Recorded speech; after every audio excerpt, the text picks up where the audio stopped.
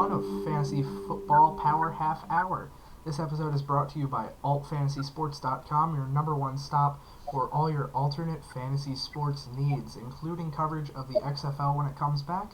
They've covered the AAF, XFL, number one spot for alternate football, number one spot for alternate sports in the future. My name's Kaegan. My Twitter's right here, you can see.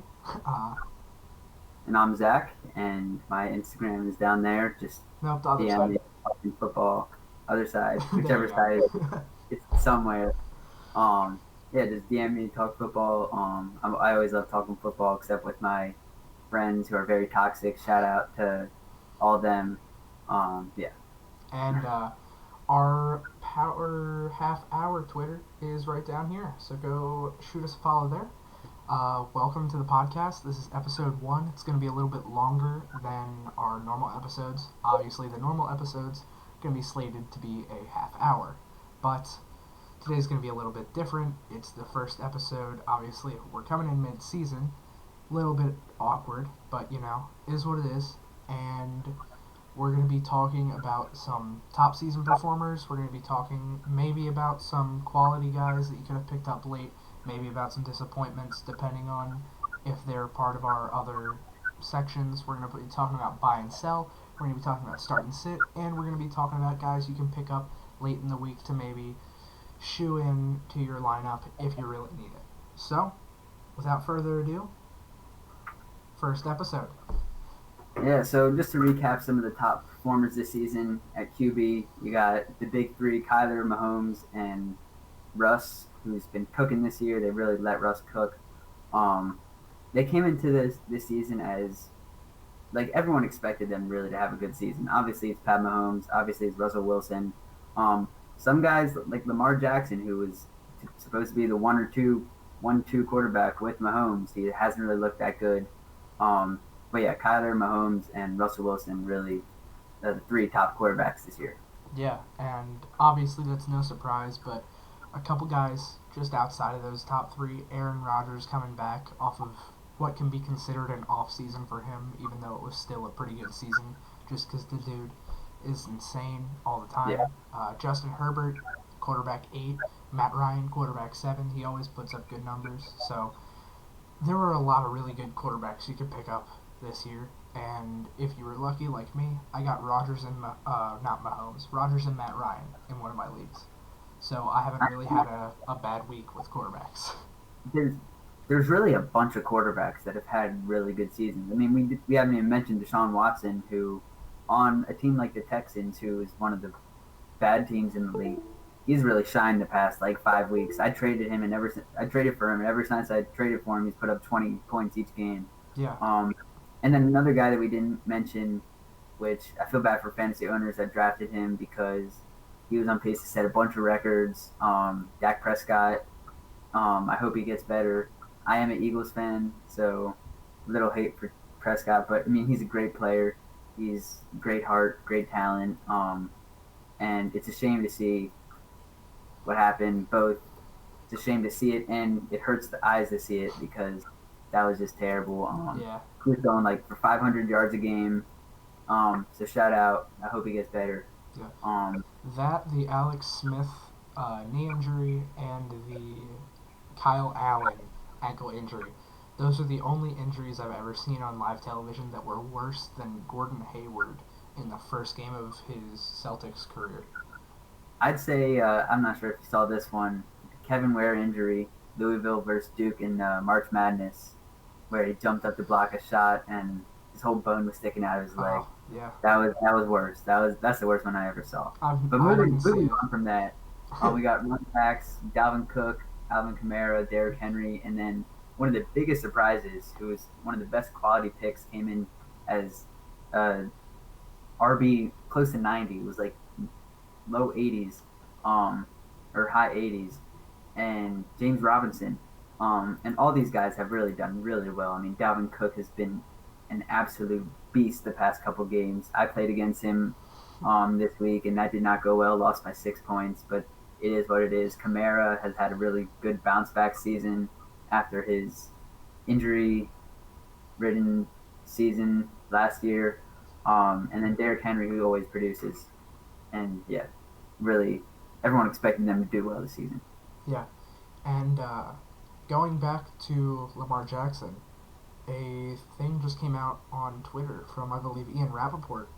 Lamar Jackson was just quoted at a press conference saying that opposing defensive linemen and linebackers are calling out the Ravens' plays at the line of scrimmage.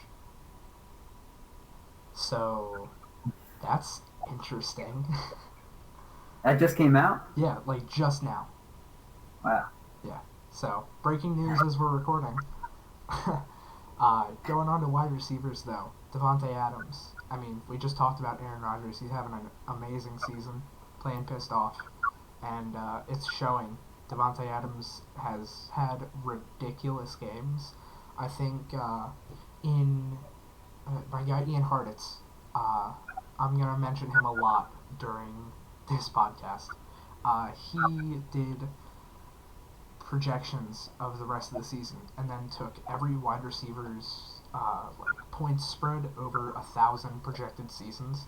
The only player whose 75th percentile of their games was higher than Devontae Adams' 25th percentile was Jamison Crowder, and Devontae Adams' 75th percentile was like 35 points a game. So the guy, obviously, he's playing insane right now. So Yeah. then you got Tyreek Hill. He's obviously going to be a mainstay there for years to come, as long as he stays on that Chiefs team. Uh, their offense is ridiculous, and you're always going to see at least three of their guys up in the top three, top five Yeah. performers at their positions. I mean, they're big three right there with Yeah, Hill and Mahomes, and Kelsey is just unstoppable. Um, I will say Tyreek Hill has had, I think it's like 6 or less targets in like 6 out of the 8 games he's played this season. So something to look out for if you're a fantasy owner. But right now, you're loving everything you see from him, especially these past couple of weeks where he's gotten multiple touchdowns and 100 yards. yeah. And then you got Tyler Lockett and DK Metcalf. I mean, like we said, let Russ cook. It's huge right now. Russell Wilson is apparently trademarking that and selling cooking utensils. But obviously, it's a big movement in Seattle right now. Pete Carroll is finally turning to analytics instead of old style hardball, and I mean it's showing with their wide receiver production. DK Metcalf, I traded James White and Michael Thomas for him and Kenyon Drake, and I haven't looked back since that trade. But DK Metcalf is showing he's a top wide receiver in the NFL. And I think if you're a Seattle fan, you're loving everything you've seen from this offense. Not so much on the other half of the ball, on the other side of the ball, but yeah, DK and Tyler Lockett is just like that dynamic duo is just insane with Russell Wilson at quarterback. I mean, you can't beat that. Yeah, and I know you're not happy with how the Eagles drafted in that. Yeah, I mean, note to Doug Peterson and Howie Roseman and anyone else who was drafting last year. If you see this video, which you might not, you better know because we're gonna be famous. If you see this, why did you draft JJ Arcega-Whiteside instead of DK Metcalf? Like, I just don't understand. Like, maybe there's something where like Arcega-Whiteside was like amazing at the combine or amazing at the practice or whatever it is, but or like DK failed the physical or something. But come on, you can look at him and that's the physical. I mean, do you see that guy? Like, you don't need to have good eyesight to realize that DK is a beast. And the fact that he dropped the 64th pick, like almost the 3rd round, like come on, guys, like that's terrible. I mean, yeah, I had him going at 12th to the Packers in my mock draft. So I was very surprised to say the least when I believe it was Hollywood Brown was the first wide receiver off the board in that draft. And then I liked A.J. Brown coming out of that draft. That would have been a way better pick for the Ravens too. So they did not do a great job. Don't forget about Scary Terry on Washington. That wide receiver class, we've had a lot of really good wide receiver classes in the last few years. You had the one with Courtland Sutton, DJ Moore, going as wide receivers 1 and 3, I believe, for Courtland Sutton. And then, obviously, DK, Terry McLaurin, Hollywood Brown, A.J. Brown draft. And then last year, Jerry Jeudy, CeeDee Lamb, all these dudes coming off the board in the first round. That's Yeah, probably the best class I've ever seen for any position group. And I've been following college football I'd for argue 15 that with years. the I don't remember exactly what year, but the running back class with Kamara and Cook and McCaffrey Yeah. and I think Eckler was undrafted in that Eckler, year. And Eckler went undrafted. yeah, Kamara was like a fourth or third round pick, hmm but that was a nasty draft class too. So yeah. And moving on with the tight ends, you got Travis Kelsey, of course. He's always number one, maybe number two with Kittle, or last year Andrews was up there on the Ravens, who has declined a lot, hasn't really done that well this season for sure. for a couple games where he got a touchdown or two. And then another tight end that no one really talked about and no one really ever heard of. I know I never heard of him before, like week 4 or something. Robert Tunyon on the Packers. He had like 3 touchdowns in the one game, and then he had like another the next week or something. And he has some potential. That kid he's really good, especially in that Packers offense with Rodgers and Adams and Aaron Jones, even Jamal Williams, the backup running back, who's one of the better backup running backs in this league. I mean, Robert Tunyon's really put the league on notice. I mean, yeah, in that Week 4 game against the Falcons, like you were talking about, he had 33.8 PPR yards or PPR Yeah. points from a tight end because he hmm had those 3 receiving touchdowns. So it's Tanyan showing out. Another Yeah. dude, Jonnu Smith. He was on the lower end of a lot of people's radars, but coming off of that playoff game against the Ravens, I expected big things from him, and he hasn't been like the tight end one, but he's been really, really solid, really dependable, and I'm glad I drafted him in a couple of my leagues. Yeah.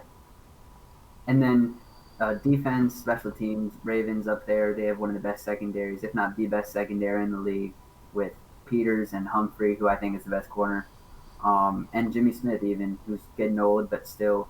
And then they have Calais Campbell on the line. They just traded for Yannick. They got Matt Judon. I mean, their defense is stacked. They've done a really nice job this season. And the Colts defenses look really good. Yeah, I mean that's really all you need to say. Their defense has really kept them in some games, and they're one of the big reasons they're 5-3. And maybe you look at their wins and say, oh, they haven't really had a good win except for like the Bears, who might even not be a good team. We don't even really know yet.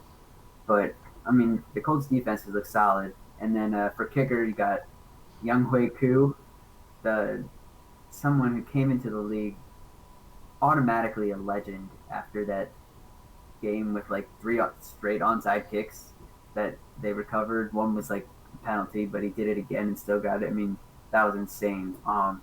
And part of his success this season is because the Falcons can't finish drives.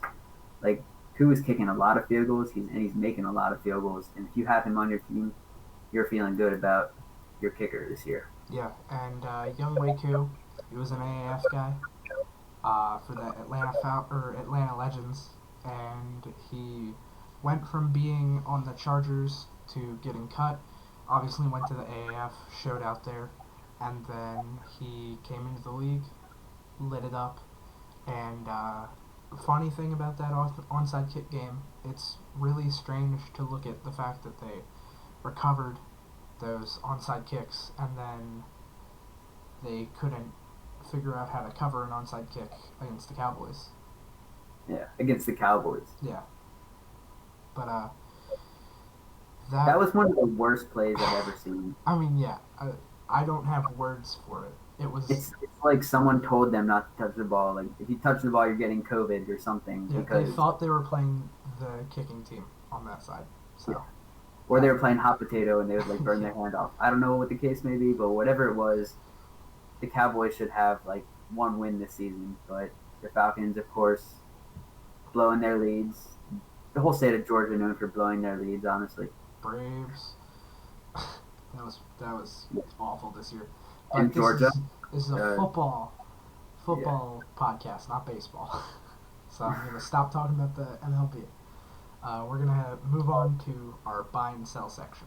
So pretty self-explanatory. If you've ever played fantasy football before, you know what buy and sell means.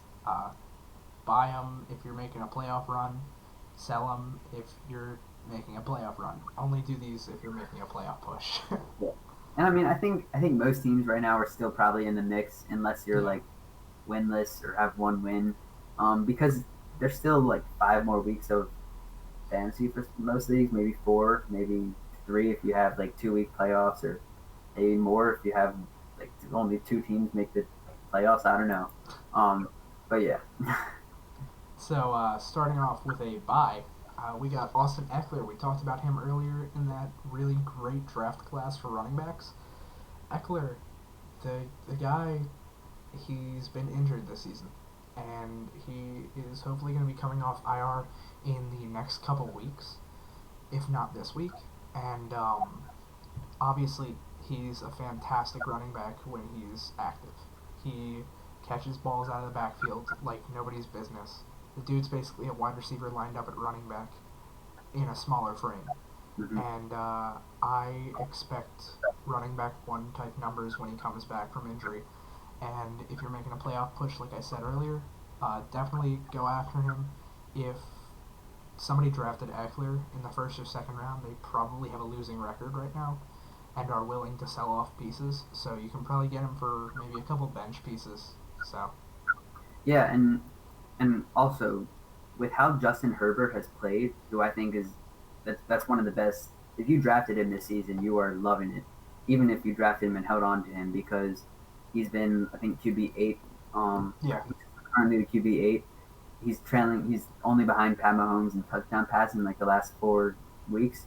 Um, with Herbert as the quarterback, Eckler's production goes way up because Tyrod Taylor doesn't. He's more of a. I think he doesn't really pass like screen passes all that much, and Eckler is utilized in the passing game. And I think when he gets back from injury, with how Herbert has been playing, who has been amazing, he's been fun to watch in every way. I think Eckler is a. If you can get him for a good price and you're making a playoff run, you get Eckler. yeah, Another person, he's actually going to be a sell is Devin Singletary. Um, he hasn't. You probably haven't even been starting him if you've had him on your team, just because he's been bad. Like people thought that he would be good, and this Bills offense looked really good in the first couple weeks. Josh Allen was like the QB1 after the first 3 weeks. He was just on fire. Dropped off a little, but he started to pick it up. Singletary has not looked good, and in fact, the rookie running back Zach Moss has been producing more than Devin Singletary. He scored some touchdowns. Singletary hasn't really done anything, so I'd say get rid of him. Maybe add him into a trade instead of like a 1-for-1. Maybe throw in Singletary, give him more depth. But right now, yeah, he's not doing anything for your team, so sell him. yeah. And if Zach Moss is still available, definitely recommend picking him up. He's been pretty solid these last couple weeks. So, going to another sell, Devontae Parker, another guy who you just kind of want to rip the band-aid off, get rid of him, load him off for a couple bench pieces, maybe toss him into a trade to sweeten the deal. But he's just been kind of mediocre. The last 2 games have been kind of on the up. He had a touchdown 2 weeks ago against the Rams, and then this last week he caught 6 of his 7 targets. So it looks, from the outside looking in, like Tua might be getting more comfortable throwing to him. But when you look at Devontae Parker's style of play, it just Yeah. really doesn't match with Tua. So I would recommend loading off Devontae Parker because he's a deep threat in an offense run by kind of a game manager at the moment. Yeah. So And, I don't. and I'd say this. I mean, Monte Parker is very talented. He's a very talented receiver. At the end of last season, he was doing really good, really well. And I'd say if you're going to sell him, maybe not sell him right now. I'd say maybe wait for a week that he does better, because there's potential that he can go up for like 100 yards and a touchdown, and then maybe you get more back from him than right now after he did nothing, or he has like one catch and it's for a touchdown. Um, yeah, but I'd say definitely Devontae Parker has not lived up to what people thought he would be this season. Yeah, for sure. Um, a running back that you should buy, Ronald Jones, and people might disagree with me because he only had 9 rushing yards last week on 3 carries. Um, but That's an unusual thing for the Bucks offense to just be absolutely terrible. I mean, they had 5 rushes the whole game, and one of them was a kneel from Blaine Gabbert. Um, and Ronald Jones. I mean, there was that like 3 game stretch when Fournette was out with an injury. He was putting up over 100 rushing yards. I think it was over 110 in each of them. Um, and nothing's telling me that Fournette's not going to get hurt again because he can't stay healthy. This whole season, he hasn't been able to stay healthy, and so if he gets hurt, Ronald Jones could be a solid RB2 or flex. I mean, yeah, he got 75% of the rushes out of the backfield when you look at it that way, considering they only really ran the ball 4 times. So he is definitely a buy candidate right now, considering his terrible performance in the last game. But that's just how the entire Bucks offense played. Mm-hmm. Another buy candidate, I'm going with Darius Slayton here. He's been a really solid flex for most of the season, but he's coming off of a game where he had 1 reception for 6 yards and a carry for 2. And I think that if Slayton is on a losing team in your league, I would definitely look at targeting him because, like I said, been a really reliable, solid flex option for me this entire season. And obviously, last week I was not too happy with his performance, but Yeah. if you're making a late push, especially if you need help with wide receivers or just you need a good flex, definitely go after Darius Slayton. Especially if it's like a 12 or 14 person league where depth is important. Yeah. In an 8 person league or 10 people, you probably might have a few guys that are better than Slayton, but I'd say definitely go pick him up because Daniel Jones has looked a little better the past couple games. They almost beat the Bucks. They almost beat the Eagles. So I'd say go out and get Darius Slayton. Sticking with wide receivers, Mike Evans is a sell. Just, I mean, you might even say that other Buccaneers pass catchers could be sells as well. Maybe try to get rid of Chris Godwin because people still like him. Um, but the Bucks offense has so many weapons between Evans, Godwin, now Antonio Brown, Gronk, Scotty Miller. Brady loves throwing to Scotty Miller. I'd say Evans, when everyone's fully healthy, Godwin has been the guy. And so I'd say sell Mike Evans. You might get stuff back. He's most likely a first, second, or third round pick in your draft. And I'd say you might be able to get some good players back for Mike Evans. Sticking with the sells is Ezekiel Elliott. And I know this from personal experience. I drafted him in 2 out of my 3 leagues, 3rd overall. And it was looking good until Prescott decided to get hurt. Well, he didn't decide to get hurt, but he got hurt, and Zeke has just never looked the same. And I don't think his production will go up. I don't think he's cracked like double-digit points in the last like 4 weeks. I'd say get rid of him. People might look at his name and be like, "Whoa, you're trading me Ezekiel Elliott? Like that's awesome. I'll do it." I'd say, yeah, just sell him. He's not going to do that well the rest of the season. And my final buy candidate is Ezekiel Elliott. Zach and I are going to disagree on this one, obviously, since he just talked about why you should trade him immediately. But in my eyes, Zeke is coming off of 3 games where he put up like 8.6, 8.2, and 6.7 points. Very, very poor performance for a first-round pick. But like 3rd overall pick, top 5. But he went against Washington, Pittsburgh, and Philly in those games. All 3 very good run defenses.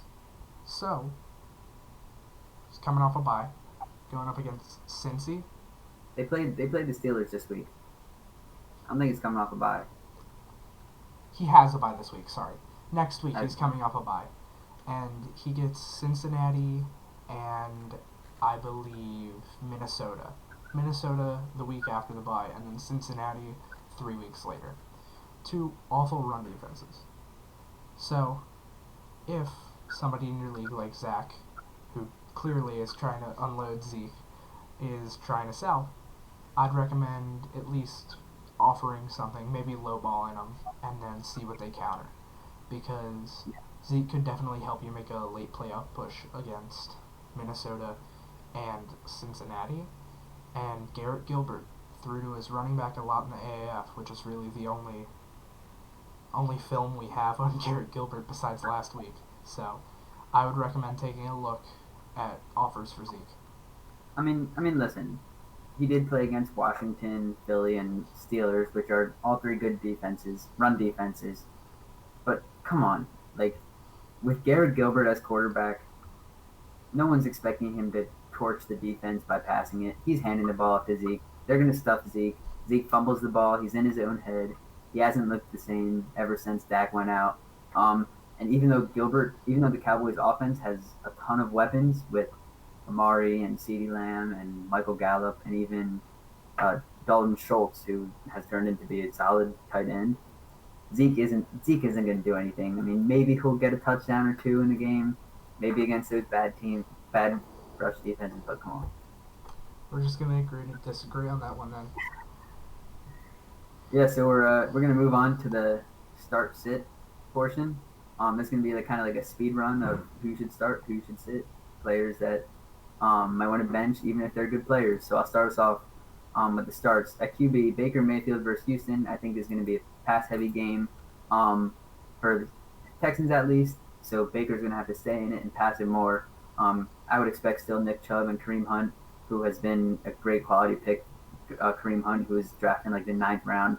I expect Baker Mayfield to throw the ball, probably pass to his running backs a lot. And I think this Houston defense is not very good. That's why they're such a bad team. So Baker Mayfield, start him this week. Also start Ryan Tannehill. Indianapolis has a good rush defense, and while they might not be able to stop Derrick Henry, they're going to slow him down. Tannehill is going to be forced to pass it to A.J. Brown and Corey Davis, who have both done really well this season. Even Jonnu Smith, who we mentioned earlier as a very quality pick. No one expected him to be like top 5 tight end.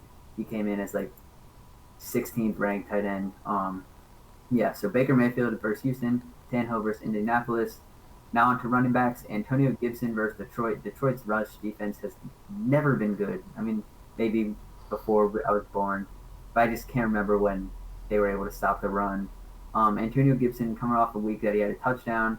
He also had the fumble that summed up the NFC East when there were every single guy on the field trying to get the ball, and they all seemed to just miss it. I don't know why, but Antonio Gibson has looked pretty good. Especially with Alex Smith in the lineup now, he'll be handing it off a little more. So I'd say start Antonio Gibson. And another running back you should start is Matt Breida.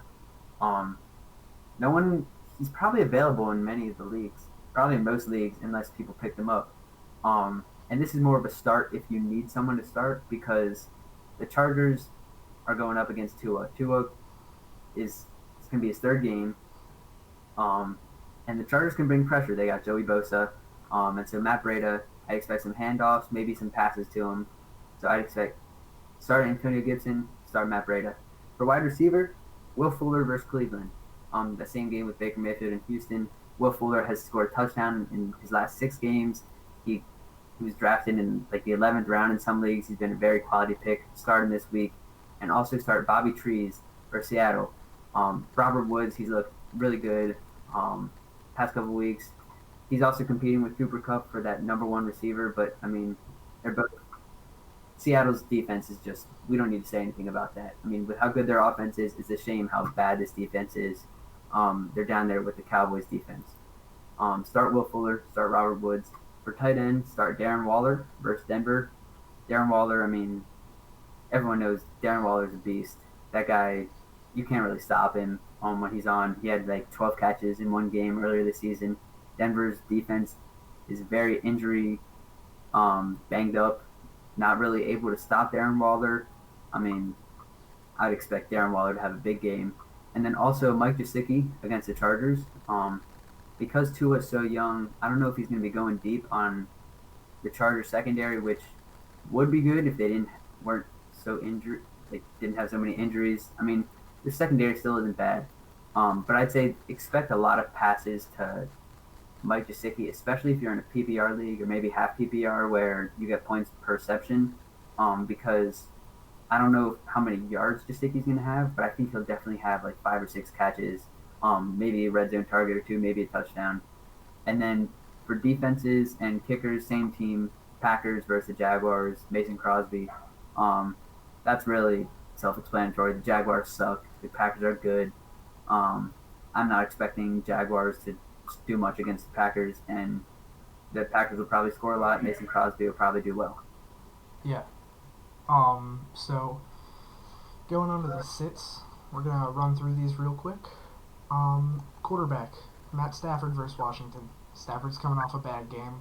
Didn't look as good as he normally does, and then you got Washington's great pass defense. They have a great front seven who's going to put a lot of pressure on Stafford, and their secondary has been really good this year too. Then you got Russ versus the Rams. This one's a little controversial. By my defensive rating metric, the Rams have the best defense in the league. They've been really, really good. Even in that Miami game, they held them to under 30 points when Miami looked like they would have been dominating most of the good defenses in the league. Russ, obviously, he's a great, great quarterback. But if you are fortunate enough to have a guy like Aaron Rodgers, Matt Ryan, Justin Herbert, Deshaun Watson on your bench, maybe consider them starting over Russ. Then we got for running backs, Derrick Henry versus Indy. Already kind of covered this. Indy has a really great run defense. You can expect them to slow Derrick Henry. Probably not to stop him overall. He'll probably still break a 20-yard run. But otherwise, I'd expect him to have a 55, 60-yard game. Maybe vulture a red zone carry for a touchdown. Then you got Josh Jacobs versus Denver. This one's going to be a little controversial because obviously Denver has been super banged up this year. But I think that Las Vegas is going to be scoring through that passing offense. Darren Waller, obviously a great player.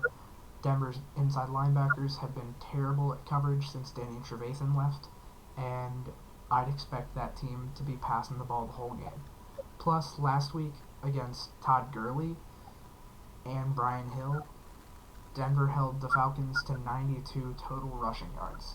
So you can expect Denver to hold Josh Jacobs to maybe 60 yards. I wouldn't expect a touchdown out of him because I think all the red zone targets are going to be going to Darren Waller, maybe Nelson Aguilar.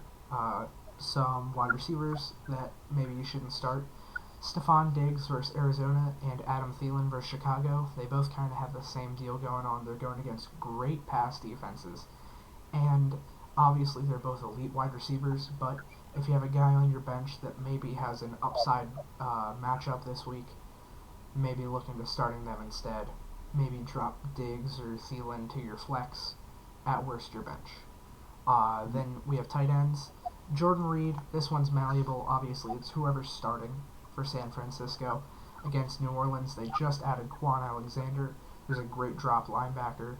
And obviously, they just held Gronk to very, very minimal stats. Jordan Reed, probably going to end up being the starter, but if he ends up banged up and can't start, it's going to be whoever they end up starting at tight end. Just avoid San Fran tight ends this week. And Gronkowski, just talked about him, got held to very poor yardage. Carolina, they're going up against, and Carolina has had some really good inside linebacker play and coverage this year.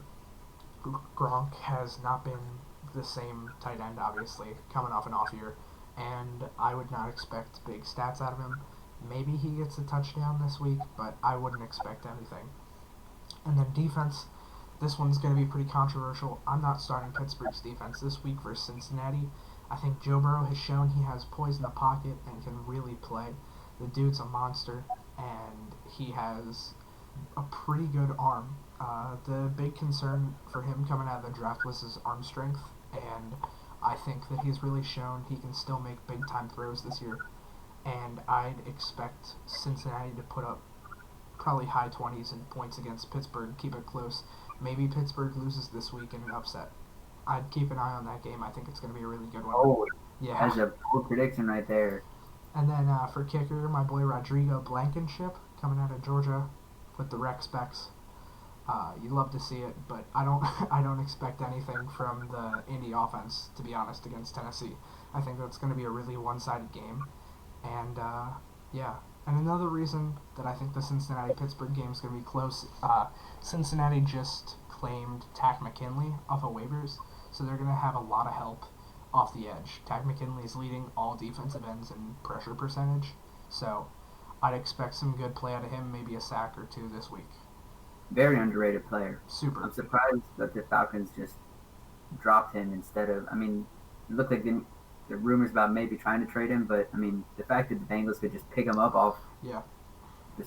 like that's crazy. So now we're going to go to emergency pickups. These are dudes you can probably pick up late in the week. Available in most Yahoo, Sleeper, ESPN fantasy leagues. And maybe look at starting them if you have some non-favorable matchups for your wide receivers, running backs, tight ends. So we're going to start with Richie James, 49ers wide receiver, going against New Orleans. He's coming into the game as the number 2 wide receiver for the 49ers because their receiving core is super banged up. Ayuk's out. They dropped Jalen Hurd earlier this year, which is looking like a really bad play considering how badly they've been banged up. And, they're going against New Orleans. Their cornerback play has not been great this year. They just dropped Eli Apple. They waived him. He's been one of their better cornerbacks, but obviously he's had those personal concerns in the past. I'd expect New Orleans to have a not so great day against the 49ers pass offense. And then we're going to move on to the next guy. Yeah, so Jalen Rieger on wide receiver for the Eagles, first round pick, going up against the Giants, who Giants secondaries are good. I mean, Bradbury's been a beast this season. Had some interceptions. I think he'll probably be lined up against Fulgham, who's also turned into be really good. And so Jalen Rieger is going to be the primary deep threat. You saw a couple weeks ago in the Eagles Giants matchup, John Hightower had a 60-yard catch, which really started that or set up that comeback that the Eagles had. And I think now Jalen Rieger is going to be that speed guy down the field. That's the reason they drafted him in the first round. And I think he's going to show that coming off a week. He had a touchdown, he had a 2-point conversion catch, and he had another target in the end zone at the end of the game. Yeah. So this next one is a guy to keep your eye on late in the week. Nelson Aguilar going against Denver. He has 5 touchdowns this season, but 4 of those are coming in the last 5 games. And 2 top cornerbacks for Denver, A.J. Boye and Bryce Callahan, were both limited at practice today. That report just came out from Zach Stevens from DNVR. And if Boye and Callahan are out again this week, you're looking at a really favorable matchup for the Raiders' pass offense because we all saw what happened in that Denver-Atlanta game last week. Julio Jones and Olamide Zaccheaus were just ripping shreds through that Denver defense. So I would expect Aguilar to have a really good game if Callahan and A.J. Boye are out. Yeah, and Aguilar's been very surprising this season. I mean, last season with the Eagles, dropped the ball a lot. Even all the season with the Eagles, dropped the ball a lot. All the memes about him dropping or catching the babies, all that stuff. I mean, the fact that Aguilar has played this well is very surprising. Another player that you may want to pick up is J.D. McKissic, the backup running back for Washington. He's probably available in your league. He might be picked up in some, depending on how many people are in the league or if people think that he's good. Alex Smith is starting quarterback this week, and J.D. McKissic has 36% of Alex Smith targets. 36%. That's 1 out of 3 times that Alex Smith throws the ball. It's going to J.D. McKissic. And against Detroit, who can't trust their defense at all, I'd expect Antonio Gibson and J.D. McKissic to have good games. If you need to pick up someone, pick up McKissic. Yeah, and moving on, we got Nyheim Hines and Jordan Wilkins. So they obviously both play for Indy. They're going against Tennessee. And it really depends on if Nyheim Hines is healthy this week. So if he is out, I'd go with Jordan Wilkins, or if he's not available in your league, go with Jordan Wilkins. Yeah. He has been, Nyheim Hines that is, has been a really good receiving back this year in a lot of games. Obviously he's had his down games, and Jonathan Taylor has looked pretty good. But last week, obviously, he had that awful fumble that led to the Chuck Clark touchdown. And I'd expect Jonathan... I literally just said his name. I'm blanking. Taylor? Yes, thank you. Wow. Jonathan Taylor. I'd expect him... just slammed my desk. Jonathan Taylor. I would expect him to have a week where he doesn't see the ball very much after that really poor performance last week. So I expect Naeem Hines to get a lot of catches because I expect Indy to be playing from behind.